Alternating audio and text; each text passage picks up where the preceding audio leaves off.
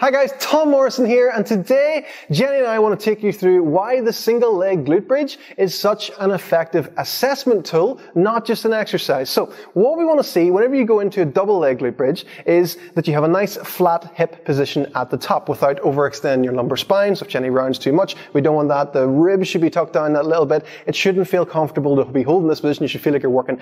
Squeeze your glutes as hard as you can, and then really slowly, can you lift one leg up without anything changing of the position whatsoever, okay? So if we were to see that Jenny was to lift her leg up and her hips were to move at all or drop down a slight bit, this can carry over to your training. That little bit of a in your hips could be enough to annoy you when you're running, whenever you're squatting, or say you're Olympic lifting.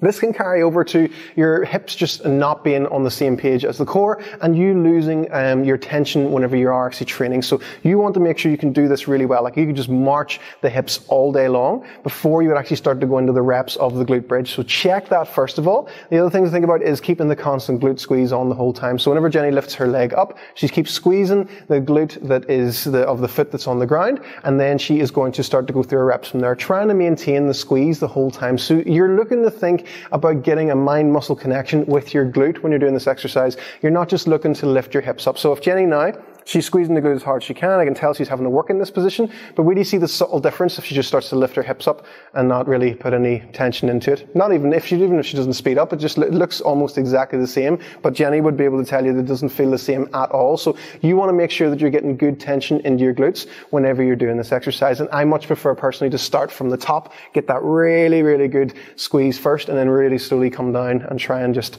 bring it back up, not losing the tension at all. So really good assessment tool. It's not just an exercise for the sake of an exercise. Make sure you can do single leg glute bridges really well. You should be able to do them for sets of 1, 2, 3, a billion. And then your hips and your glutes are going to feel a lot stronger for it, and it's going to carry over to your training. So make sure your hips don't drop whenever you lift the leg. Okay, guys?